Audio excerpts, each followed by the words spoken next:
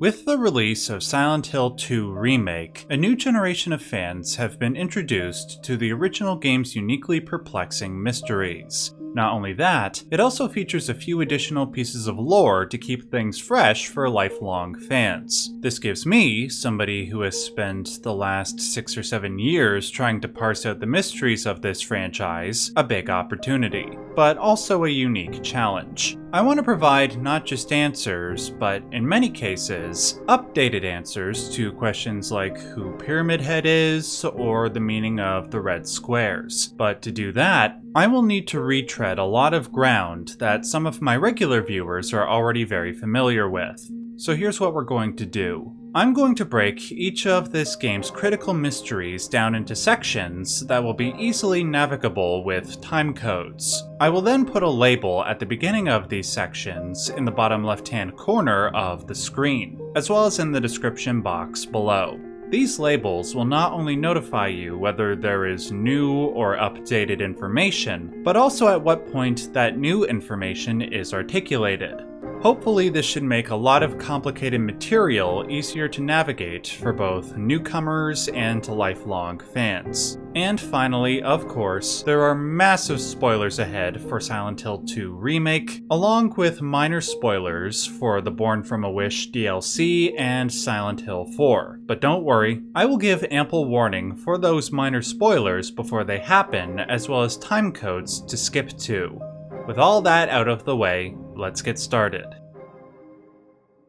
Item number 1. Why is Silent Hill the way it is? To begin to understand the way that the town of Silent Hill functions, it is best to imagine it as one big haunted house. A good comparison would be the Overlook Hotel from the famous horror movie The Shining, which was a source of deep inspiration for Silent Hill 2. Both were the site of various horrific injustices over the course of hundreds of years. One example that both the Overlook Hotel and the town of Silent Hill share in common is that they were both built on land that the Native Americans considered sacred.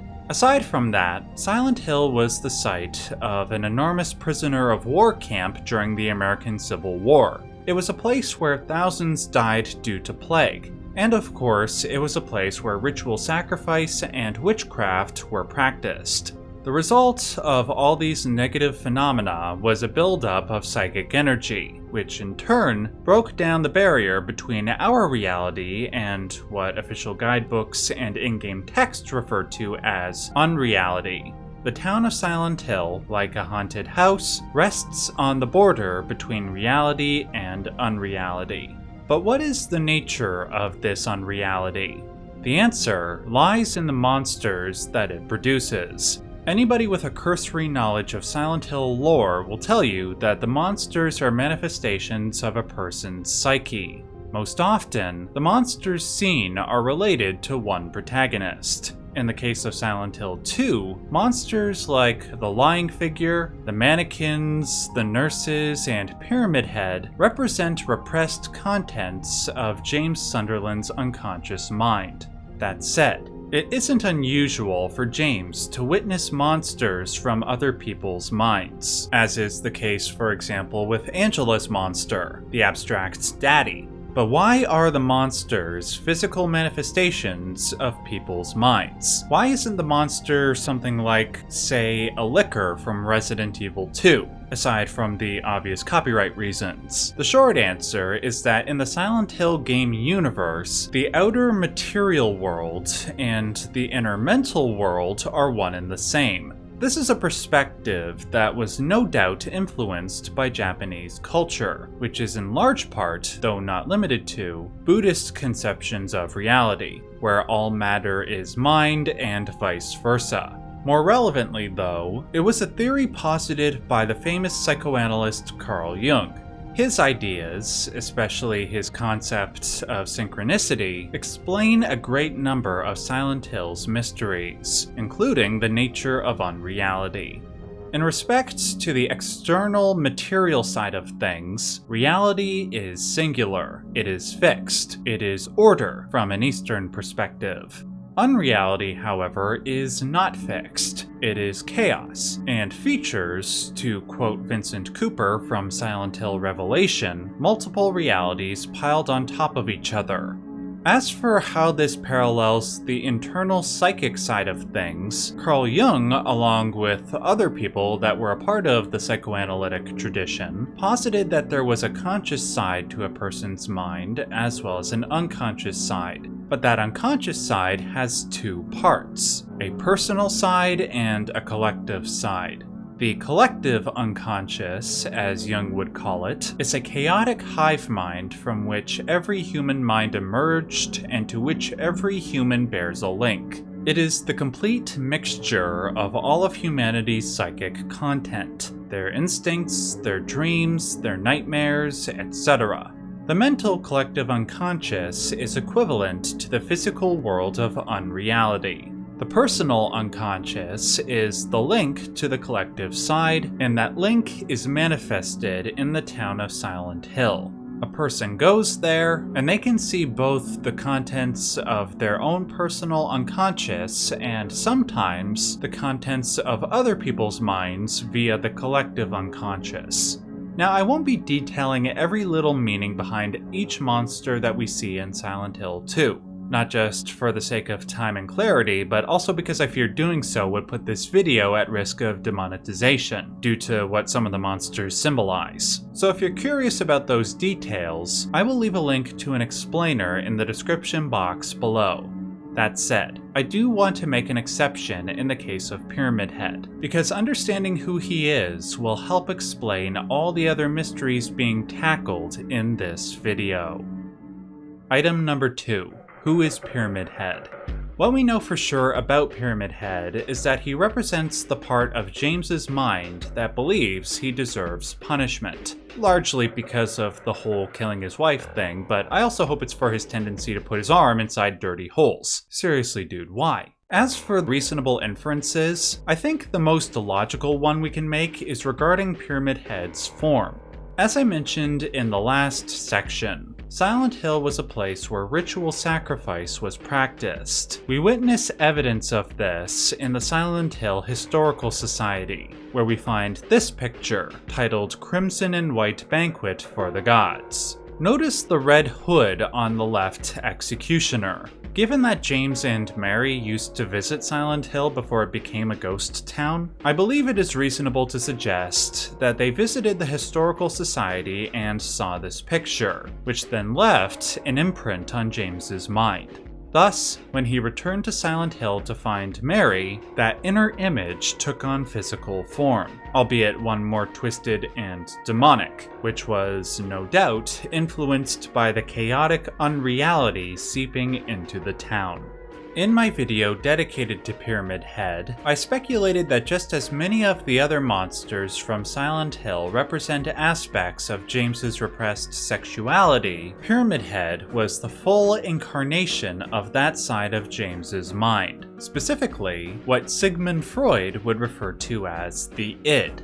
The id is the side of the unconscious mind that represents all innate needs and desires, including the prime desire, which Freud believed was the sexual drive. But here we have a problem. Though I think the majority of people would look at the things that Pyramid Head is doing to both the mannequins and the lying figure in both the original game and the remake as sexual in nature, Pyramid Head's character designer, Masahiro Ito, has said that it isn't. Of course, I always defer to what the original creator says, but until Masahiro Ito can explain to me what Pyramid Head is doing here,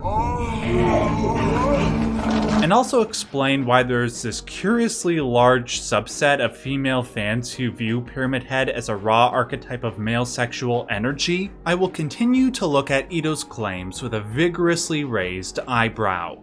There is one more side to Pyramid Head that I will forever kick myself for not putting in my video dedicated to him. Despite what I said about Pyramid Head and Freud's id, I do believe his function is closer to that of Carl Jung's concept of the shadow, where the id represents one specific aspect of the unconscious mind. The shadow is the sum of all unconscious contents in a person's mind. Throughout one's life, one goes through a process of psychological development, which involves a continuous confrontation with one's inner shadow. By confronting the shadow, one can learn to integrate positive traits that they didn't already possess, but often, doing so comes with a great deal of psychological pain. So for example, maybe you could develop the capacity to brush your teeth twice a day, instead of maybe once every other day or maybe not at all. The unconscious content in this case would be both the instinct that maintains that bad habit, as well as the inner potential to do better. Depending on who you are, suppressing that bad instinct and integrating the new positive instinct could require great effort and discipline. But once you integrate that unconscious capacity and bring it into consciousness, you become a better person. In the case of Pyramid Head, he represents the memory of what James did to Mary, a memory that James has repressed into unconsciousness. Once he becomes conscious of that memory, he can contend with it. If he is successful, not only does he develop the potential to accept responsibility and move on, he can also suppress the side of his shadow that was causing him pain. This is not only why the shadow is both helpful and hurtful, it is also why fans have speculated for years that Pyramid Head can also be threatening to James, but also help him, by opening previously inaccessible doors and pathways. Finally, at the end of the game, when the shadow has served its purpose, it no longer controls James. Instead, James controls the shadow, as is symbolized by his defeat of the two Pyramid Heads. Now, as we move on into the next few sections, I want to draw all of your attention to two things. One is the existence of this picture in the Brookhaven Hospital, which depicts Carl Jung's model of the psyche. We will be referring to this a couple more times before the end of the video. Second, pay attention to the occurrence of the color red, especially but not limited to the red helmet and the red glow that surrounds Pyramid Head. This will be very important for the rest of the video. Item number 3. Who is Maria?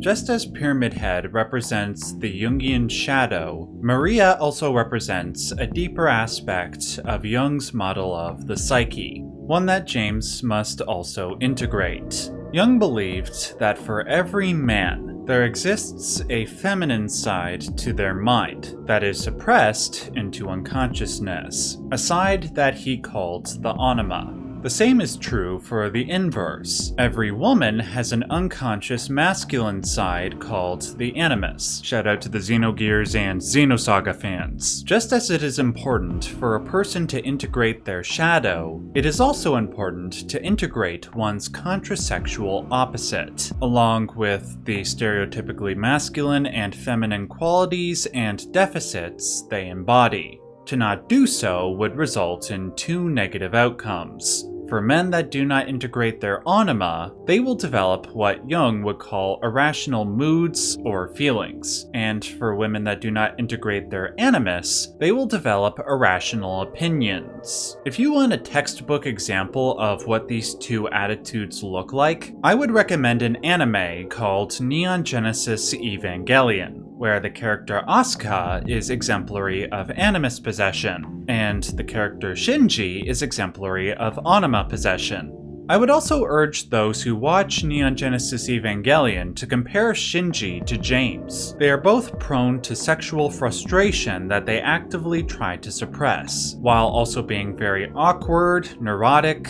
and soft-spoken. This is especially the case when James is around his inner anima, when it takes physical form. And that physical form, obviously, is Maria. With Maria, James is engaging in a literal version of what Jung would call anima projection. Often, what men will do is project their inner ideal woman onto another woman, instead of engaging with that woman as they actually are. This inevitably leads to disastrous relationships, with the man often saying something to the effect of, "She was not who I thought she was." In James's case, Maria is his inner ideal woman, and his literal projection of her is also leading to disastrous results. Just like with Pyramid Head, James must contend with Maria so they can both stop possessing him, which will hopefully result in a path to better psychological health. There are other aspects to my Maria as Anima theory, particularly regarding Jung's theory of archetype and its relation to Maria's name. If you want to learn more about that, please refer to my video titled Anna Maria, which I will also link in the description box below. Item number 4. What is the meaning of the red squares? This is where I can begin to elaborate on the importance of the color red, both in respect to the squares as well as its use via the characters of both Pyramid Head and Maria. Alongside Jung, one of the biggest influences on the Silent Hill franchise is alchemy, a religious tradition that Jung took particular interest in because it showed many parallels to his pre-established psychological theory. The first of many relevant examples I will cite is this alchemical/mathematical conundrum known as squaring the circle. I will provide a link to a video that explains why this was a mathematical problem in the description box below. For now, I will just focus on the alchemical/psychological interpretation of the problem.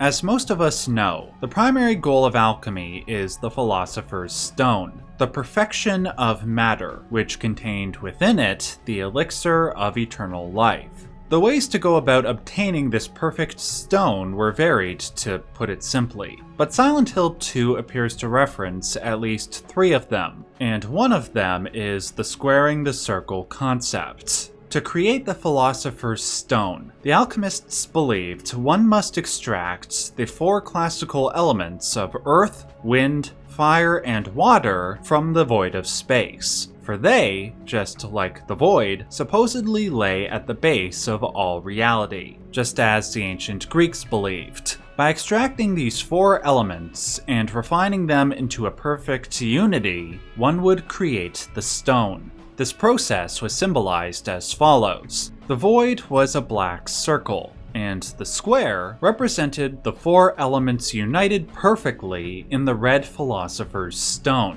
As for the psychological interpretation of this, Jung theorized that alchemical symbolism was one broad attempt to symbolize an inner psychological process. In this case, the black circular void represents unconsciousness, and the red square represents the reward we get for contending with that unconsciousness, which is the perfection of consciousness. This is why, as I said, it is very appropriate for Pyramid Head to wear a red helmet and for Maria to wear a red jacket. They, plus the red squares, represent the ultimate goal.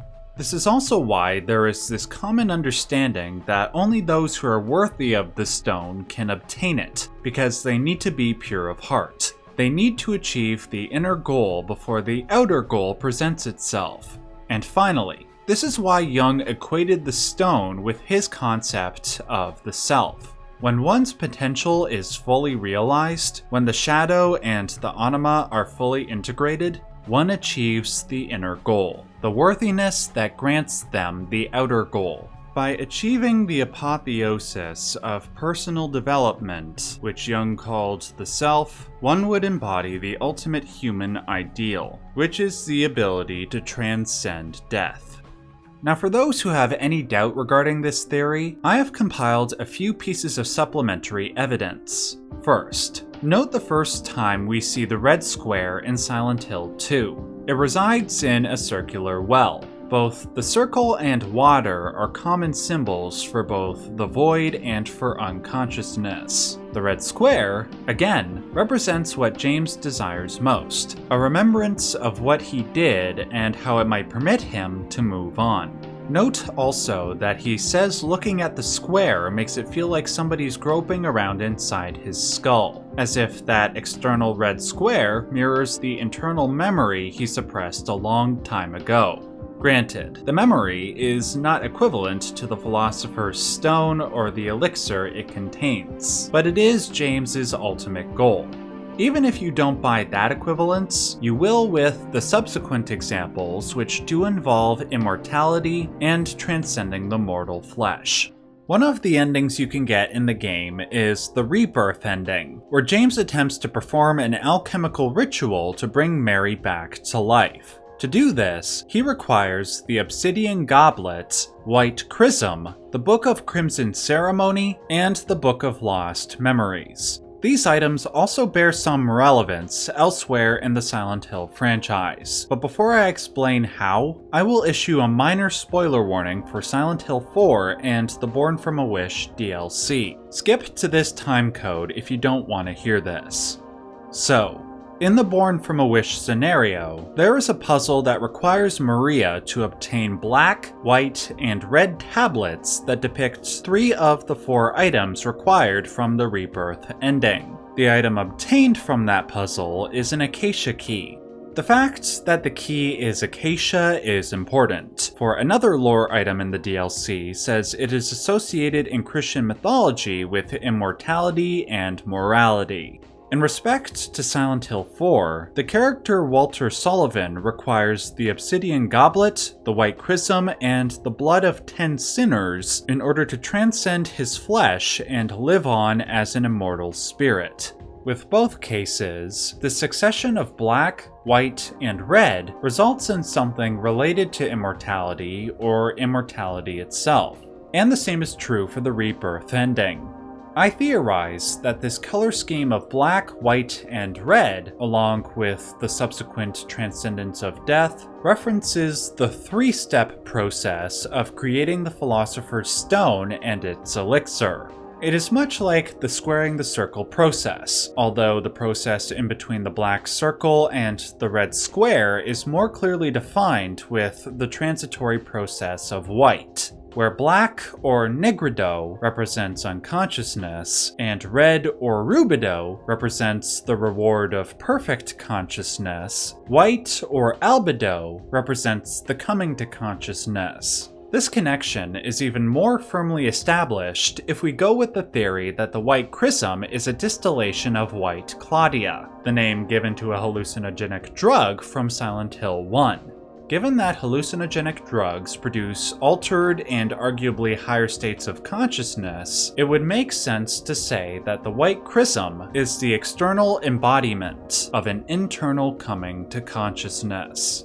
A third piece of evidence comes with the fact that the 7-step process of creating the Philosopher's Stone is referenced in the remake, with the book puzzle in the Brookhaven Hospital. Refer to the 9 symbols on the spines of these books. The inner 7 reference the 7 planetary metals. By transmuting the least of these metals, lead, into the greatest of the metals, one might obtain one of the 2 goals of alchemy, one being the Philosopher's Stone, and the other being gold, which is the name given to both the metal and the inner state of perfection one must obtain.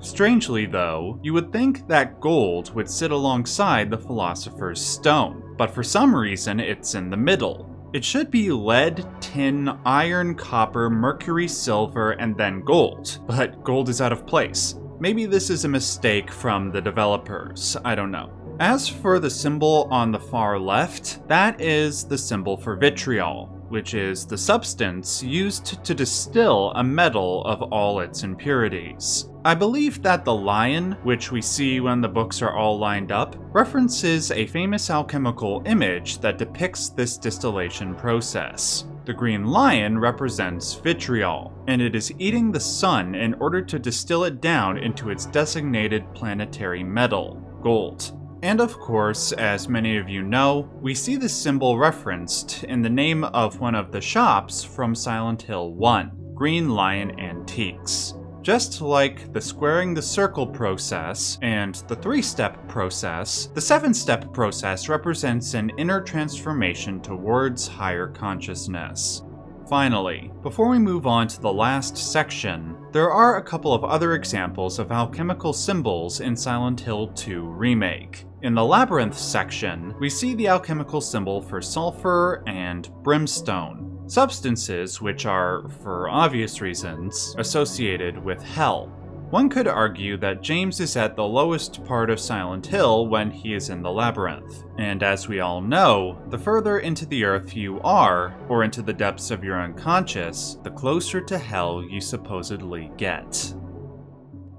Item number 5. Multiple endings and time loops. Of course, there is the question of whether or not James's attempts at psychological integration succeed. There is no definitive canonical answer, but only possible answers depending on which ending you get.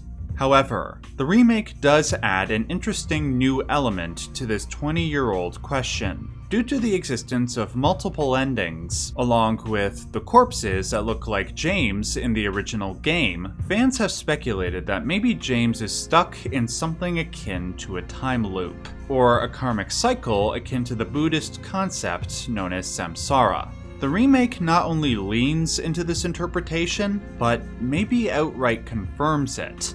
Let's go over the evidence. Compared to the original game, there are a greater number of corpses littered throughout the remake that look like James, implying that he has been here multiple times. There are numerous callbacks to previous locations and puzzles in the original game, ones that might go beyond mere Easter eggs if we go with the time loop theory. One of the new endings, called the Bliss ending, requires you to get a key from Pete's Bolorama. Prior to doing that, one can come across a note on a corpse that points you in that direction.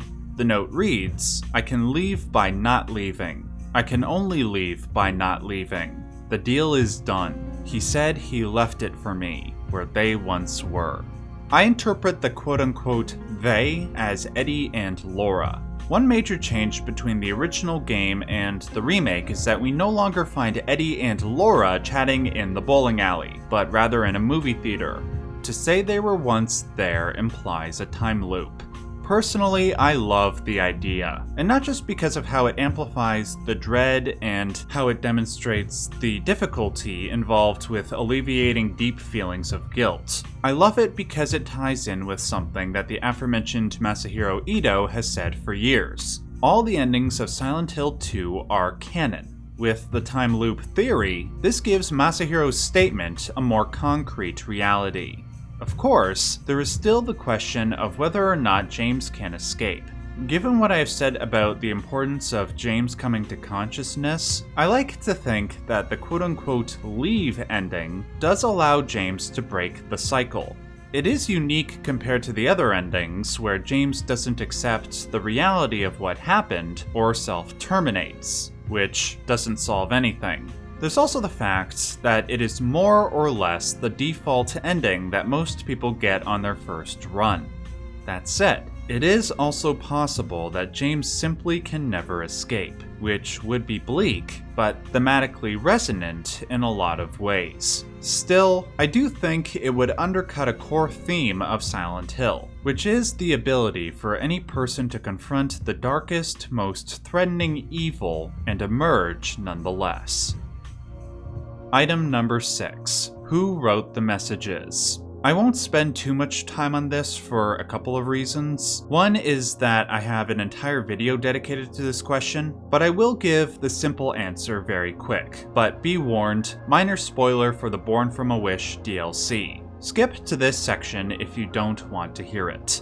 Anyway, the majority of the messages James finds throughout the town are written by Ernest Baldwin, whom Maria meets in the DLC. If you want to learn more about him, again, check out my video titled Who Wrote the Messages. That said, the remake complicates things a little bit because some of the messages don't appear to be written by Ernest, but maybe James from past time loops. The sentence structure, along with the handwriting, appear to differ, but at this moment I'm not confident enough to say which messages belong to whom, aside from the ones that are direct copies from the original.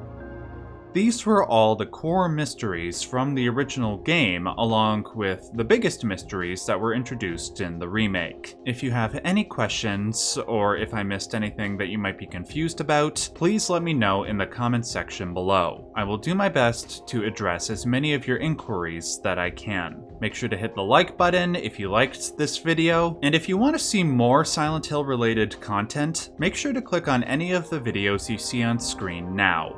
Until next time, remember to stay safe and stay yellow.